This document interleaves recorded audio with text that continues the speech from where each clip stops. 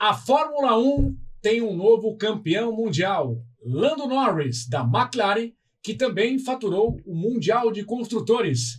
Esse é um dos destaques do podcast AutoGP, que está começando agora. Bem-vindo, Paulo Batista. Obrigado, Carlão. Diretor da Colorado Concept. Estamos aqui mais uma vez. Tony Vasconcelos, nosso comentarista de automobilismo. Tony. Obrigado, Carlão. Obrigado mais uma vez. Mais um podcast. Obrigado. E bem-vindo ao Antônio Carlos Espada, empresário, um entusiasta do mundo da velocidade, que também vai dar os pitacos dele, o AutoGP e o podcast AutoGP. Muito obrigado pelo convite. É um prazer estar com vocês aqui. Agradece a presença de todos. Paulo, Carlos e Tony. Que legal. Muito obrigado. Colorado Concept, a sua loja premium de carros e motos da Baixada Santista, e Blanco Pneus, cuidando bem do seu carro há 45 anos, estão patrocinando este podcast que está começando agora, falando do título mundial, que foi decidido na última corrida. Tudo foi encaixado. Misteriosamente, 3 pilotos tinham chances matemáticas. Exatamente. Como é que a gente pode analisar esse desfecho do ano, Tony? Pois é. Obrigado ao Espada estar conosco, ao Paulo. Quero agradecer mais uma vez. E a você, Carlão. O que eu vi é o seguinte: a primeira coisa é que no começo do ano eu não esperava já que chegasse a 24ª etapa, né? Porque a McLaren dominou, ela trouxe o melhor carro. Realmente a Red Bull perdeu terreno, a Mercedes perdeu terreno, igualmente a Red Bull, os dois estavam muito parecidos no começo do ano. E a Ferrari veio completamente, eu como ferrarista, a Ferrari veio... Fez o que costuma destruir. fazer já não fala isso, tempo. não faça isso. Me dá vontade de Maranello pichar o muro, que nem fazem em time de futebol. A situação lá deve estar pesada. Mas entenda, a questão da McLaren é uma questão interna que a gente não pode provar, né? Notícia é uma coisa que se prova, que se tem fontes. E realmente o Oscar Piastri detonou o Lando Norris no começo do ano. O Norris ainda teve uma quebra de motor na Holanda, sim, que não era previsto, um motor Mercedes quebrar. Nesse quarto ano desse projeto, né, 22, 23, 24, 25, projeto que será aposentado para o ano que vem. Projeto de um carro muito bonito para ter no modelismo, que é um carro lindo, e na pista é uma balsa, que é um carro grande, largo, complicado. E a gente vai falar até de 26 daqui a pouco, para o ano que vem. Algumas coisas a gente aos poucos vai falando, até os carros serem lançados. Já começamos nos podcasts anteriores. Agora, o Norris, ele teve um momento que daí o Piastri começou a errar, começou a parar, foi em Baku lá no GP nas ruas, né, que realmente... teve a batida, ele queimou largada, bateu na sprint no Brasil, começou a perder rendimento, o Norris levantou a bola, e quem que virou esse jogo durante o ano? O Max Verstappen. O carro foi exaustivamente trabalhado, era um carro com muito understeer, saindo de frente. Carro que sai de frente é carro morto para a corrida, ponto final. O carro tem que apontar. O carro tem que apontar, exatamente. Está aí o Lando Norris comemorando em Abu Dhabi o seu primeiro título mundial com 26 anos. Está aí o Lando Norris, merecidamente. Eu não gosto de criticar em termos de pontuação, foi o que deu. Claro que o piloto do ano com 8 vitórias foi o Verstappen, contra 7 do Norris e 7 do Piastri. Mas mais um o GP, campeão não é o piloto do ano. Falar isso, mais um GP. Max Verstappen exatamente. A reação... E se tivesse também um bom companheiro de equipe e conseguisse ajudá-lo, fundamental, né? Porque viu? o Verstappen correu sozinho o ano inteiro. Se você sempre. pega a McLaren, você tinha 2 pilotos. Exato, Red Bull teve um ano de 2 pilotos. Um ano. Vettel e Mark Webber. Não, e ainda... Teve um bom ano com o Pérez em 2023, que os dois estavam com um carrão. Foram 2 anos só na história. Mas ele fez um segundo piloto. 2 primeiros pilotos foi Vettel e Mark Webber. Agora, ontem estavam enaltecendo quem? O Pérez. Porque o Pérez e todos esses outros últimos pilotos que entraram na Red Bull, vocês sabem que todos morreram na praia, né? Todos. Sem dúvida. Eu acho que Nós tivemos o Daniel Kvyat, tivemos o Pierre Gasly, tivemos o Alex Albon. Isso, todos eles, né? O próprio... O Lawson também. O Daniel Ricciardo, que era o melhor. Depois do Pérez, do Daniel Ricciardo, o melhor depois do Pérez. Agora, se você for ver todos esses pilotos que são muito bons, né? Você vê o Albon tá bom, tá mas tá bem, tomando o pau Do Sainz? Do Sainz. Não é, ali tem uma diferença. Mas é um bom piloto. É um bom piloto. Ali tem uma diferença. Eu concordo com você em parte, mas ele tem uma diferença de gerenciamento de corrida. Né? O Sainz, ou ele vai muito, ou ele afunda demais. O Albon é muito consistente. Ele é mais constante. Ele dá mais retorno para a equipe nesse sentido. É uma equipe muito interessante, essa Williams aí, com esses dois pilotos. Mas a Red Bull, você falou muito bem, não teve ajuda. O Verstappen foi um cara que ficou sem ninguém para ajudar. E foi assim, uma coisa impressionante, por quê? Porque ele teve ajuda zero. Tanto é que na corrida de domingo, o engenheiro falou pro japonês, olha, você vai fazer isso. Ele falou, deixa comigo que eu sei o que eu tô fazendo. Quase jogou ele no mundo. Ele foi um kamikaze, porque ele chegou na reta, parecia que o carro tinha perdido uma roda. O que ele fez com o Norris, ele quase acabou a corrida do Norris. Quase acabou com a corrida do Norris. E o campeonato. A única ajuda que ele poderia dar pro Verstappen, que seria como fez o Pérez em 21, porque o Pérez ajudou naquele final em Abu Dhabi. Ajudou bastante. Desculpa, em Abu Dhabi em 21. Ajudou demais. Se não fosse o Pérez, talvez, né? O Verstappen não teria conseguido chegar. E ele, a única... Quem ajudou o Verstappen naquele ano foi o Pérez e o diretor da prova na última prova. Também discutiu que também, os dois. O regulamento permitia. Os dois ajudaram. A Mercedes não entrou na justiça contra, porque o regulamento permitia fazer o que ele fez. Se ele não fez com boa intenção, aí só Deus é que sabe. Mas que o que está no papel, que os caras tiveram que mudar um artigo para 2022, porque só para ilustrar aqui, em 2021, na relargada, que sobraram retardatários, o artigo diz exatamente, está lá no nosso AutoGP no YouTube de 2021, está lá atrás. Exatamente, o artigo está lá. Ele diz claramente, como eles assinaram um documento no início da temporada para terminar as corridas sempre em bandeira verde, o máximo que fosse possível, o regulamento determinava que o diretor ficava a critério do diretor de prova permitir ou não a ultrapassagem de retardatários. E ele, quando viu que sobraram 2 e não dava tempo, ele mandou largar. Aí acontece o seguinte, a Mercedes não pôde fazer nada, só reclamar, vocalizar. Sim. E aí, no ano seguinte, o regulamento mudou, isso não pode mais. Não, então, acho que eles queimaram o cara, demitiram o cara, o Michael Masi, tudo bem. E também tem outra. São tomadas naquela circunstância. Não, e outra coisa, eles chegaram, você já imaginou? Não, uma chegaram loucura. Empatados. É uma loucura. Não, e se o Hamilton E aí parasse? chega na última para trocar o pneu. Se o Hamilton parar, o Hamilton não perdia esse título de jeito nenhum. Não perderia. Por quê? Ele para, o Verstappen não para. Quem passa o Verstappen é ele. É isso aí. Mas ele não quis arriscar. Ele não parou, o Verstappen parou, o Verstappen passou ele. Mas ele não parou porque ele considerava que ia ficar com 2 carros entre eles. Era muito relativo aquilo naquela hora, foi uma coisa que acabou acontecendo. Ele pergunta pro Agora, Box. é bom que eu diga... Você lembra? Lembro. Eu vi e revi isso 300 claro, vezes. Né? Li o regulamento. Como é que tá o pneu aliás, o Verstappen trocou? Trocou. Que pneu ele pôs? O pneu... Ele achou que... Faixa vermelho, rápido. Mas nós não trocamos. E agora? Nós não trocamos. Eu tô com o pneu usado e ele tá com o pneu... Não me lembro quantas voltas tinham. E ele questiona essa pergunta pro diretor. Sim, não é? Sim. Como você acabou de falar. O que é mais importante é que o regulamento, ele permitia que o Michael Masi fizesse o que ele fez. Por isso que os caras não conseguiram fazer nada. Agora, se a intenção... entenda bem. Eu não posso saber da intenção. Ele não cometeu... irregularidade regulamentar. Eu não quero final com bandeira amarela. Eu não quero que termine o campeonato. Eu quero relargada. Não dá tempo? Relarga. Eu posso. Ali ele acabou com a carreira dele como diretor, mas alguma coisa, entendeu? Então a história é complexa. A gente não sabe mesmo. A mesma situação.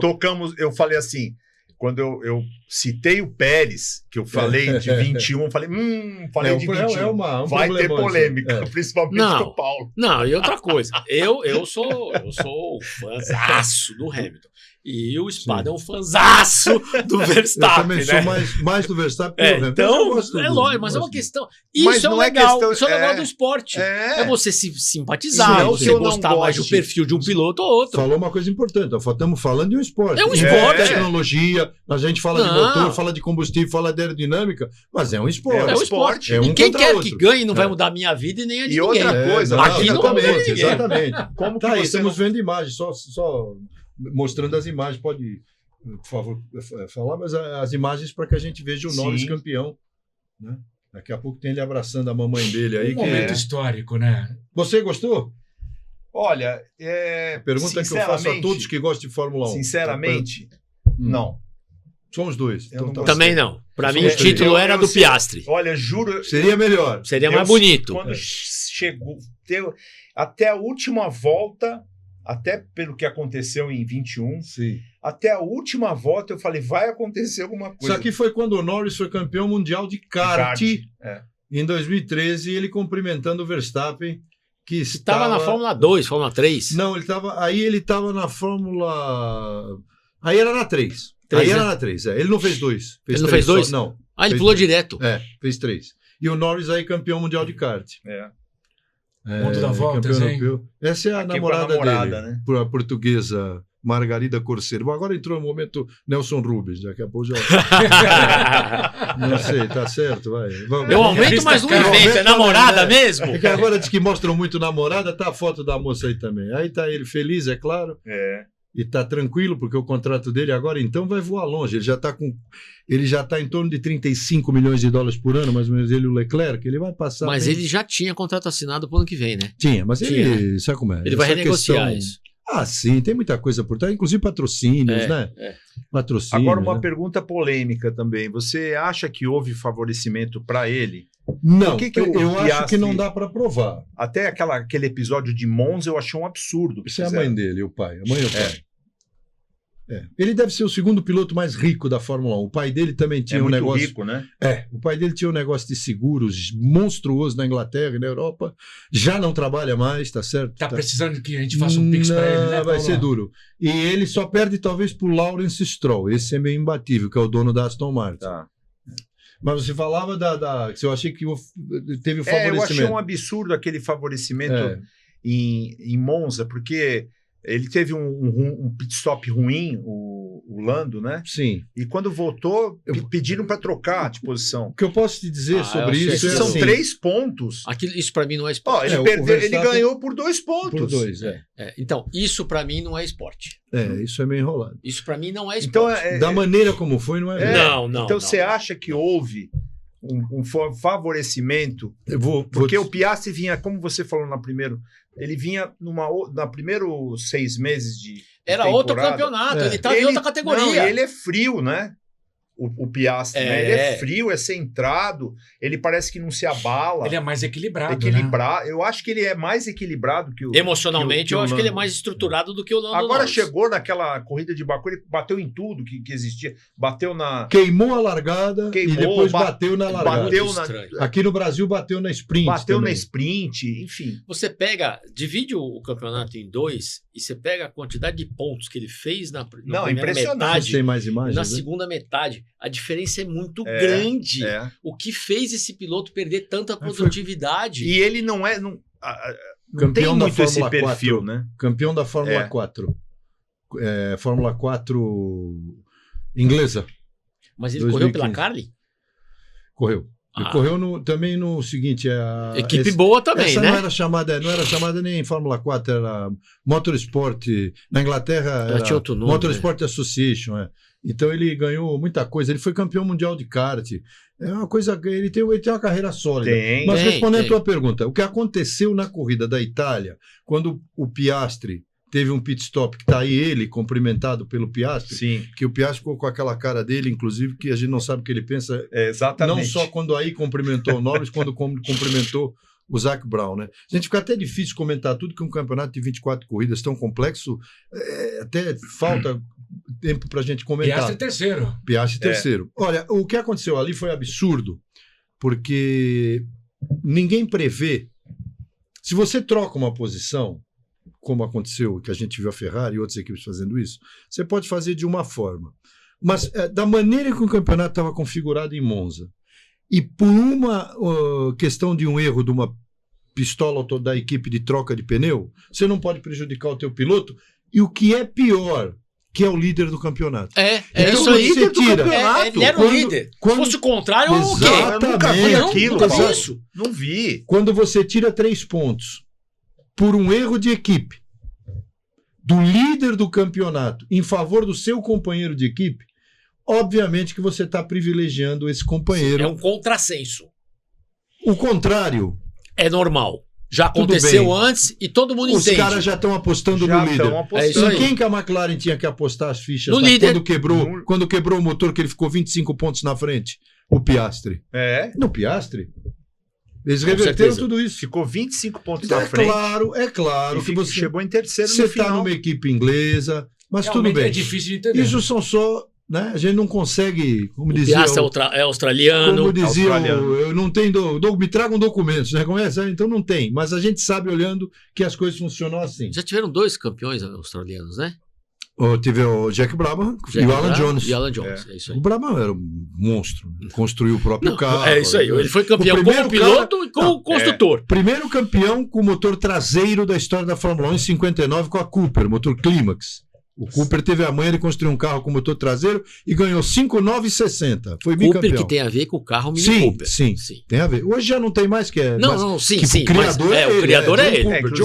O Jack Brabham era um dos pilotos que o Piquet sempre... admirou profundamente. Que ele falou, ele construiu o próprio carro até hoje fala, né? E ganhou um campeonato mundial. Depois, ganhou 2, né? Porque na verdade ele quando construiu o carro, ele em 66 ele foi campeão com o carro dele. Ele foi campeão com o carro dele e no ano seguinte ele se aposentou em 67, como piloto. Não, ele se aposentou em 70. Em 67 o título foi para o companheiro dele, o Danny Hulme, neozelandês. Quer dizer, ele ganhou 2 títulos como construtor. Como construtor com carro construídos por ele. Isso é legal, então, assim, é um cara ele sempre parte. Que pode... E ele veio da Austrália, já corria lá, veio bater, que nem o Bruce McLaren, que fundou a McLaren também, vindo da Nova Zelândia, né? Bater na porta dos caras para trabalhar, para fazer motor e é graxeiro, né? Assim então, como o Piquet, né? Como o Nelson Piquet. Que começou nos boxes, né? Sem dúvida. O Bernie Eccles pode entrar nessa questão, nessa equação também. Inteligente, negociante, vendedor de carro em Londres e que acabou percebendo que as corridas eram um caminho muito bom. Mas eu acho que o Norris mereceu porque o campeonato caminhou para isso. Então a gente não pode também não vou tirar o mérito dele, não. Tirar o mérito. É um piloto que erra pouco. Mas em rápido, quando você fala assim, é um piloto rápido. Qual é o piloto mais rápido da Fórmula 1 hoje? Hoje, Max Verstappen. Ponto final. Qual é o piloto mais constante da Fórmula 1? Max Verstappen. Qual mais decisivo? 2025. Concorda que em 2025 foi tudo isso que a gente... Tudo.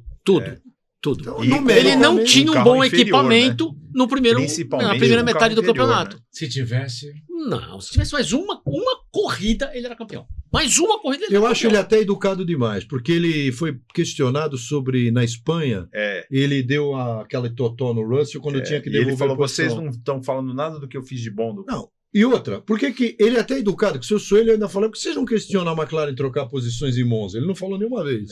Não quis se meter na vida dos outros.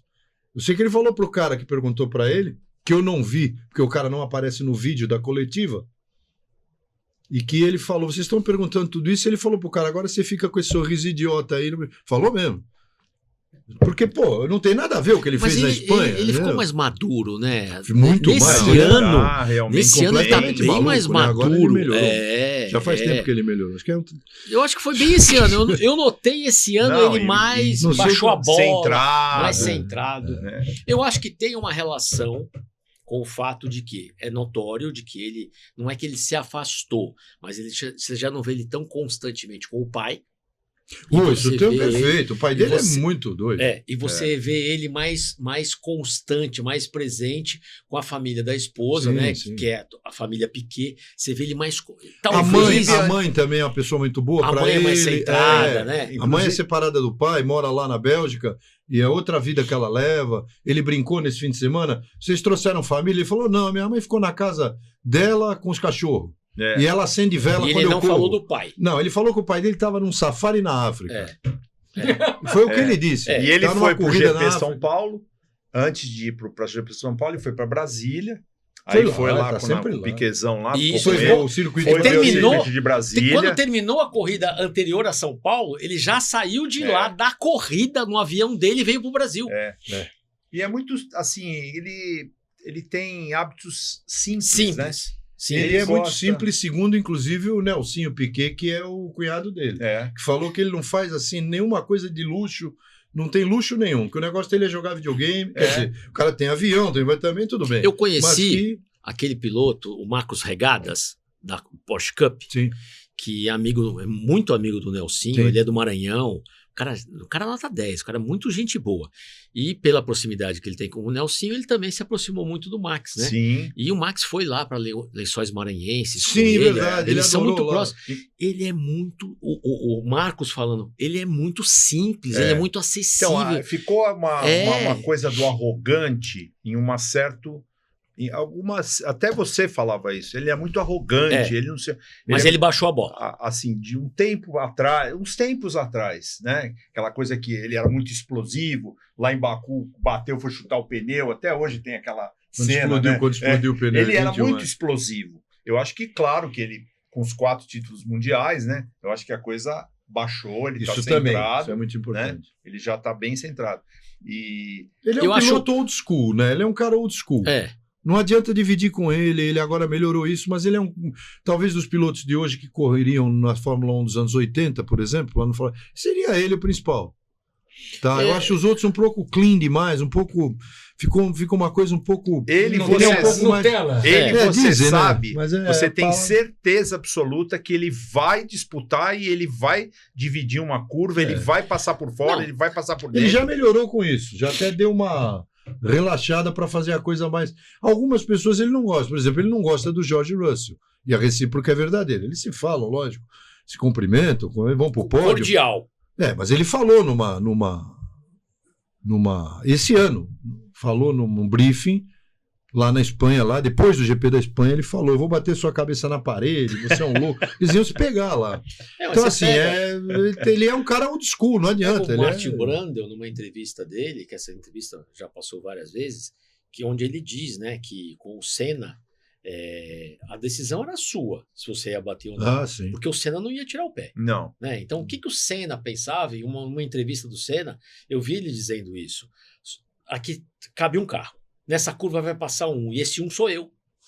A decisão dele estava tomada.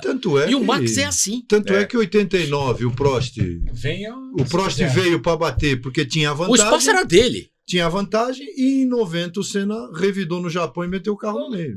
É isso aí. Literalmente. Né? Foi lá e cá. Mas o outro. Mas em 89 também o Prost não aliviou. Eu também tinha certeza que se desse qualquer rateio na chicane lá em Suzuka. E vou falar, eu particularmente foi uma das corridas que eu mais sofri em 89. Para ele ganhar quando porque ele não chegava, ele ficava 5 segundos atrás do Prost. E eu falava, não, ele vai pegar o vácuo e ele vai passar o Prost. Tava difícil. Né? Eu até me arrepio, ó. E não chegava. Eu falava, gente, mas o que está acontecendo? Porque o que eu esperava, eu acho que todos aqui... O Prost andava muito também. Ele falava, ele era tão rápido que ninguém percebe. O Senna falava isso. O Prost era muito... Uma pole do Prost, você não... Se você estivesse olhando o treino, você nunca vai achar que ele fazia pole. Parecia fácil o jeito que ele fazia. Era muito redondo. Então, assim, ele não chegava. Mas foi a corrida inteira assim. Ficava sempre, né? Quando ele deu aquela abertura, deu assim, uma pequena atrasada na freada. Foi a única vez, Paulo. Então, mas pensa assim, ó. Outra vez falou, né, que gosta das minhas analogias. Se minha mãe fosse uma porca, eu seria um porquinho, né? Então, você colocou o "se" na frase, você muda tudo, né? Sim. Então, se não tivesse acontecido o acidente e o Prost não tivesse cometido, coloquei mais um se não tivesse cometido o erro que cometeu, aquela seria a corrida mais impressionante do Prost. Não é? Porque ele foi perfeito a corrida inteira. Ele cometeu um erro. Conseguia chegar. Perfeito no circuito difícil. Ele não conseguia chegar. O Senna não chegava. Não. Se ele não tivesse cometido... Ele cometeu um erro, o Senna chegou e ele decidiu bater. Foi a decisão. Porque se o Senna passasse, levaria o título para a Austrália. É isso aí. Mas o Prost não quis arriscar, mas ele fez uma corrida perfeita. Aquela corrida de 89 do Japão foi perfeita. Foi uma das mais emocionantes. Aliás, foram várias. O homem ganhou 51 corridas. Não é à toa. 4 vezes campeão do mundo. E nunca teve, como eu disse, nunca teve uma unha encravada, né? Não teve uma pancada fortíssima. Não. Deu uma virada com uma Renault uma vez, mas enfim... ele deu uma traseirada, mas ele teve uma coisa ou outra, mas muito pouco. Ele era um cara formado nas fórmulas de base, na Fórmula Renault da época, patrocinado pela Elf, quem levou Quem levou ele para a Fórmula 1 e para chegou com dinheiro francês forte. Francês, exatamente. Foi o primeiro turbo, né? Ele estava nesse fim de semana em Abu Dhabi, recebeu o capacete do Isaac Hadjar, né? Que é o francês que vai para a Red Bull. Para ser companheiro do Verstappen. Que vai tomar um pau. Olha, eu vou dizer um negócio. Vai ser o próximo cadeira elétrica. Esse moço é bom, mas ele é nervoso. O Helmut Marko, com 82 anos, se aposentou. O chefe da Red Bull, ex-piloto, da época do Emerson, vencedor de Le Mans, austríaco. Ele se aposentou lá, deixou a Red Bull, pronto. Que ele é cego de um olho que levou uma pedrada do carro do Emerson. Sim, né? Ele levou que nem o Massa levou uma... foi esse que ficou cego foi o André de Adamisch, que morreu. Tá, mas ele tinha uma... Ele perdeu uma vista por outro motivo. Eu preciso até levantar se eu estou falando o correto aqui. Mas tiveram dois que perderam a visão num olho. Ele foi um... O outro que nem foi a o André mola de Adamisch. do Rubinho no carro do Massa. Que nem a mola do Rubinho no Massa. Mas o Massa não ficou? Não, mas ele levou uma... levou a panca. Agora, ele falou pro rapaz, a única coisa que ele deixou de conselho é pro rapaz ficar calmo. Porque o rapaz... Ele é bem estourado, né? O rapaz é meio... O francês é meio... Ele é franco-argelino, né? Ele foi campeão na Fórmula 2? Não. Não, ele disputou com o Bortoleto. Com o Bortoleto. Foi vice, né? Foi vice do Bortoleto. Sim. E ele chega eu pensei que ele tivesse sido campeão ano anterior. Não. Ele chega para a Red Bull e para a equipe RB, a equipe satélite, chega o Arvin Lindblad, que é um menino aí da Fórmula 2 britânico, para fazer companhia para o Liam Lawson, o neozelandês, que foi demitido da Red Bull que o Tsunoda. Eles trocaram durante esse ano, né? Sim. Foi. Trocaram também. Então, agora... Mas já tinha acontecido isso com o Kvyat e o próprio Verstappen. Sim, teve. Que o Kvyat deu espaço para o Verstappen, que eles fizeram a troca das duas equipes. Depois com o Gasly, depois deu com o espaço Albon. também que... Não, É isso aí. Ele perdeu o assento da Red Bull e perdeu a namorada. Exatamente. A namorada também. E o Verstappen ganhou a corrida de cara que foi na Espanha. Ele sentou na Red Bull, deu não sei se foi logo de cara ou a segunda corrida. Acho que foi a segunda corrida e ganhou. 2015. Que é o piloto mais jovem a vencer uma corrida na Fórmula 1. 2015. E é um francês muito bom, o Isaac Hadjar. Acho que é um cara que realmente tem um futuro brilhante se ele soubesse trabalhar ali dentro da Red Bull. Precisa ver o que o Verstappen vai fazer com ele. Mas ano que vem, é bingo, né? Você mistura tudo lá, você não sabe que pedra vai sair. Qualquer equipe pode ser campeão. Ano que vem, realmente... Teremos novas escuderias, é isso que... Até você estava comentando a respeito da bateria, né? De 50, né? De Sim, 50% é bateria, é energia elétrica. E 50%... 1.6 V6 turbo, não tem recuperador do turbo, tem recuperador do KERS, da energia cinética, e com 50% de utilização da bateria. A bateria, a potência tem 900, vamos arredondar para 900 cavalos, mais ou menos? Combinada. É mais ou menos isso. Vai passar de 120 para 350 quilowatts e o carro com em torno de 550 de motor a parte de combustão. Combinada, então, 900. É um motor de 1.600 cilindradas? 1.600 cilindradas. É um 1.6 V6. Quantos cilindros? 6 cilindros. 6 cilindros. E na parte aerodinâmica, a principal mudança... Na parte aerodinâmica, nós temos muita coisa. Tem porque os pneus mais estreitos... Mas antes da aerodinâmica, o motor 1.6, 6 cilindros, produzindo 500 cavalos. É um motor fraco. Para a Fórmula 1 é um motor fraco. O motor a combustão é fraco. Então é um motor que, quando a gente estiver lá... Eu também acho, eu concordo lá no final da reta oposta, na G, esse motor não vai berrar não, tá? Vai ser continuar sendo esse barulhinho de autorama chegando lá no final, tá? Exatamente. Olha, barulho de autorama... Que não tem. Você não viu a Fórmula E lá no IB. Não me chama para essa brincadeira. Não vou, não. Olha, com todo respeito, mas eu gosto muito de... Curto carro, engenharia. Acho a engenharia do carro, a ideia é maravilhosa. Acho... fantástico e tal, mas em competição... Não, eu preciso... É uma experiência sensorial. Eu preciso ouvir o carro. É uma coisa incrível. Preciso ouvir. Até nós que somos old school, né? Mais velhinhos. Não sei se vocês... Acho que todos vocês ouviram o V12 Ferrari ainda, né? Já? Jacarepaguá. Não, eu já. Eu também. V12 Ferrari era um hino aquilo passando na reta, né? Não, e aquele você ficava 6 meses sem ouvir nada, nem o bom dia do vizinho. Mas aquele V10 BMW também era outro. Nossa senhora. Todos os V10 foram um barulho espetacular. Aquilo foi maravilhoso. A BMW, então, berrava. Aquilo era Então, só para dar um número correto, de 160 para 470, tá? O MGU-K vai aumentar e nós teremos aí mais 400 e pouco de motor a combustão. Então, é 1.6 V6 turbo, que é o que está atualmente, só que tira a recuperação do turbo, porque você recuperava o calor do turbo, transformava em energia elétrica, mas depois potencial. Isso era muito complexo, durou esses anos todos, desde 2014, agora o turbo é só turbo, não vai se recuperar nada. Então, na verdade, eu acho que vai ter que se esperar para ver, porque tá difícil de entender. É uma loteria, né? Eles estão tentando bingo. Você não sabe que pedra vai sair de lá. Tá meio enrolado. Eu acho que eles vão conseguir controlar bem a corrida, controlar bem o carro, no sentido de recuperação de energia. Mas eu tenho dúvidas ainda sobre a potência desse carro em termos de melhor volta, de disputa, dessa a constância na corrida inteira, a recuperação de energia durante uma briga, a evolução disso, de um duelo, enfim. Isso tudo é muito ainda complexo. Tá tudo na simulador. Vai envolver estratégia também. Tudo tá em simulador. A hora que você... Porque vai ter o push to pass, é uma espécie de um push to pass, não tem? Vai ter uma...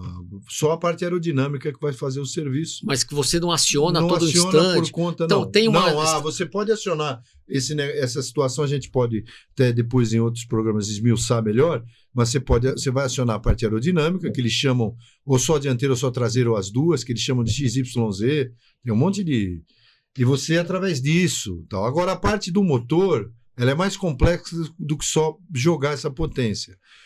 O que me preocupa mais, não só a mim, como os engenheiros, é que se preocupam mais que eu, que estão trabalhando, é como carregar essa bateria, quantas voltas o cara vai ter que dar numa volta lenta para poder fazer um treino com essa bateria carregada, despejar a potência na hora certa. O Alonso falou uma coisa muito importante, essa diminuição de peso de 798 para 768, 30 quilos para tirar, é dureza tirar 30 quilos desse carro. Então, você tem uma bateria agora muito grande, apesar de você ter o KERS diferente. Então, tudo isso é de uma complexidade muito grande, absurda.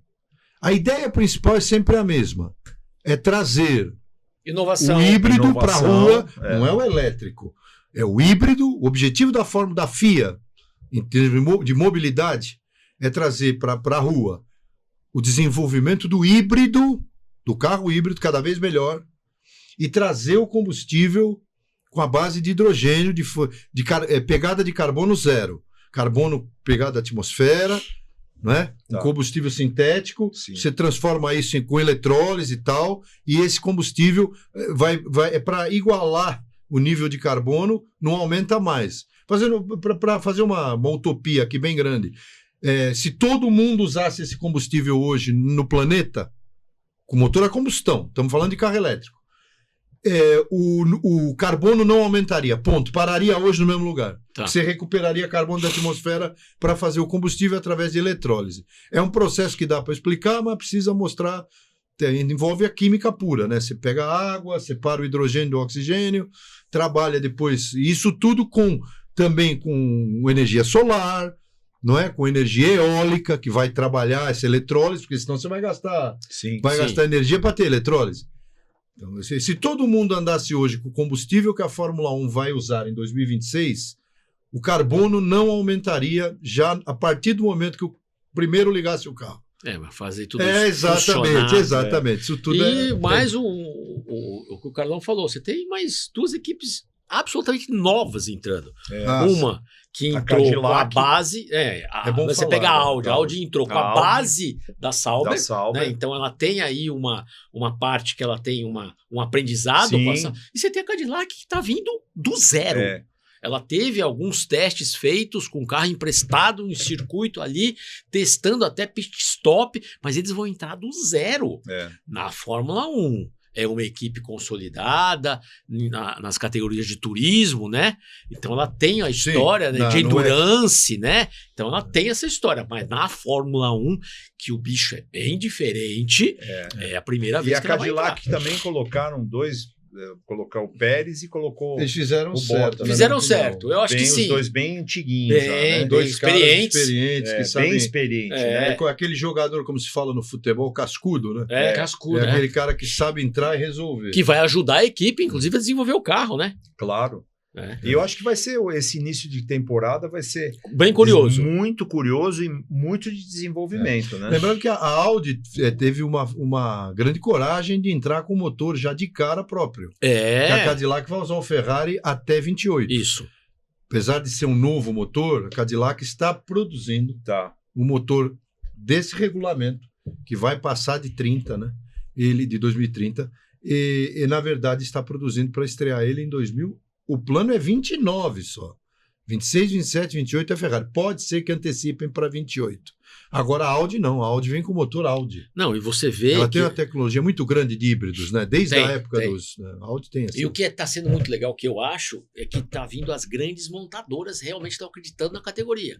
Então, vem a Audi. Era para ter vindo a Porsche, não veio, que é o mesmo grupo, né? A Cadillac, a Toyota. Já tá aí. Tá com a Haas. Tá junto com a. Já é Toyota, Gazoo, Racing Haas. Isso. Então, isso eu acho muito legal. A Cadillac, que é uma marca da Chevrolet. A Ford voltando, equipando os motores os carros da Red Bull. A Honda continuando com a Aston Martin. Isso eu acho muito positivo para a categoria. Então, a própria Aston Martin. Então, a Williams, que vamos falar de garagem. De garagem, vai. A McLaren, que é também de garagem, mas sendo suportadas por montadoras grandes, né? Então, não é como era a Ford Cosworth, que é um motor Ford preparado por uma garagem na Inglaterra. Agora não, é montadora mesmo, né? Quase todos os carros do grid, né? A Ford Cosworth naquela época. Na época era o Mike, era a Cosworth, que era o Mike Coston e Kate Duckworth, né? Cosworth. Isso. E eles fizeram a empresa nos anos 60 e chamaram o Colin Chapman, que o Jim Clark foi campeão em 1963 com o motor Coventry Climax, né, na Lotus. E depois que eles chamaram o Chapman, falaram: o negócio aqui é o seguinte, nós temos um motor, a Ford está fazendo um V8 americano, tá?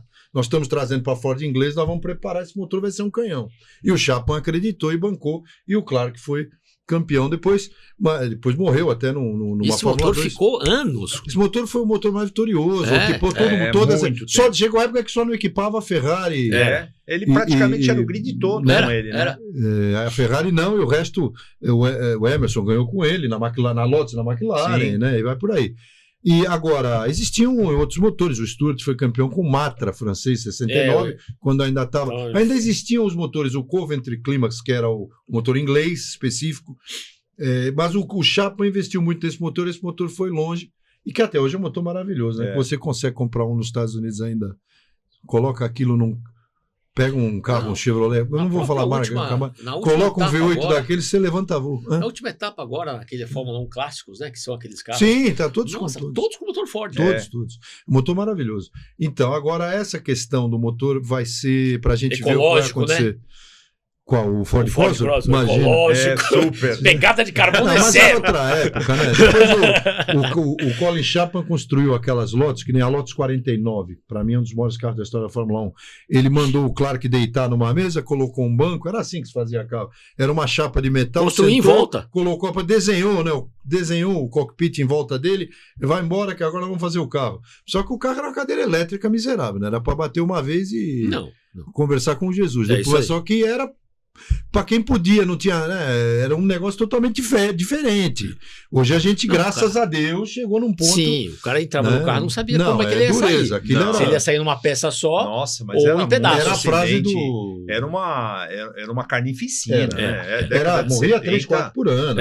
O cara pegava fogo, o outro parava o carro do lado, ia o tentar John tirar. Watson disse que esses carros eram como tomar banho numa banheira de gasolina fumando um charuto.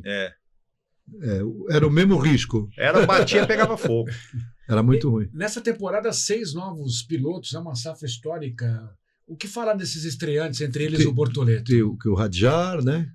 O Bortoleto, o Antonelli, Lawson também, né? Liam Lawson, Birman, o Oliver Birman. O Birman estreou pela Ferrari já no ano passado, mas o Jack Durham também, que foi mandado embora para ficar o Franco Colapinto, né, que trouxe um patrocínio forte da Argentina, e o Flávio Briatore não queria o Franco Colapinto, mas o Flávio Briatore gosta de dinheiro, então deu certo para ele. Colou, então. Exatamente, porque na verdade ele está lá, ele não marcou nenhum ponto, até o Gasly conseguiu ponto, foi o único que não marcou ponto. Não marcou. Para mim o melhor estreante foi o Radjar, e eu acho que o Bortoleto é um piloto fora de série e que ainda vai surpreender muito, mas o Radjar abusou, né?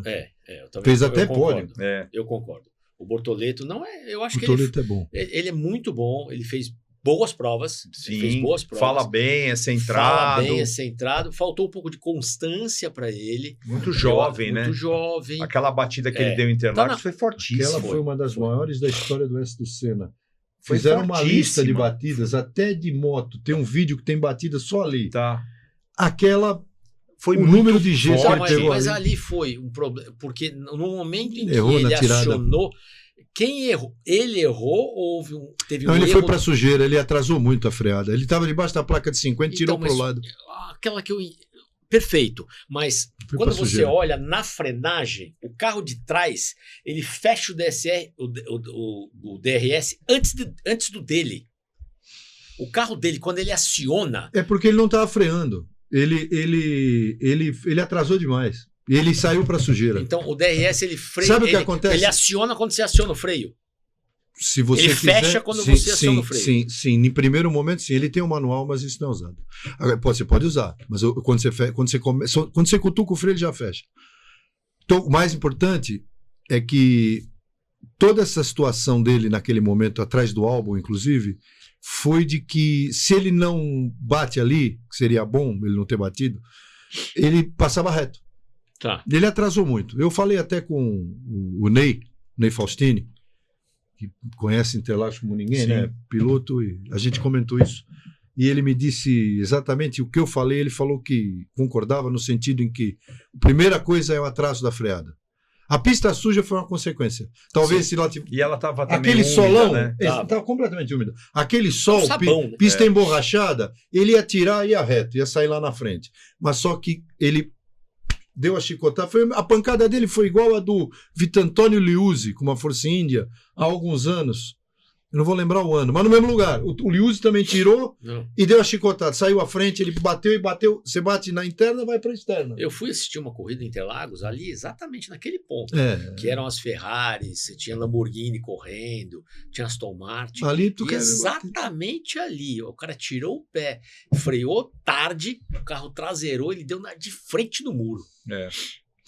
Ali teve muita pancada de você perder a frente e ela... vai para a esquerda na saída do box ali, quer dizer, no final do muro, não na saída. E ele atravessa a pista. Só que a pancada foi muito alta. Pelo amor de Deus, forte. Tá?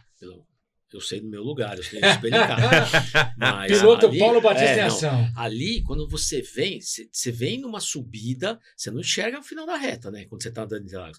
Aí, quando você passa ali, no meio do grid, começa a descer. Nossa, é impressionante. E você tem uma diferença de altura ali muito grande. Da televisão, você não faz. Você acha que ele é reta? Não é. Você está lá. Não é. Então, nas primeiras vezes, eu freando ali na placa de 150.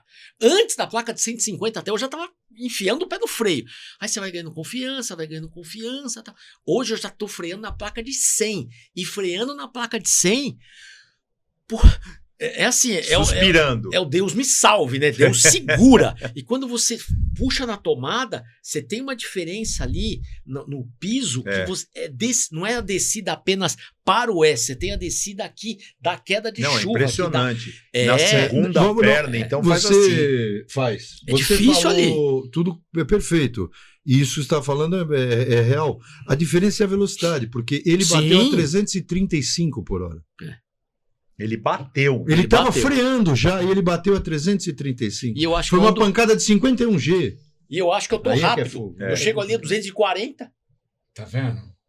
Ele passa... Olha a diferença. 100 a mais. Pô. Freando. Ele estava freando a 335. Então a diferença é essa. Agora, são coisas... só para falar estamos fazendo aqui o podcast falando da Fórmula 1 25, né, 2025. Eu gosto muito do Bortoleto e acho que ele vai ser um grande piloto. Se ele vai ser campeão do mundo, eu não sei. Sim. Ele tem bom respaldo comercial, ele tem boa cabeça, tem família envolvida no automobilismo, tem condições de ficar na Fórmula 1 muito tempo e condições técnicas e financeiras eu acho que tem totais. Ganhar corridas também, ser contratado para, se for no caso da Audi, evoluir. Campeão do mundo é um outro departamento. Também acho. Porque às vezes você fala de pilotos espetaculares que não foram campeões do mundo.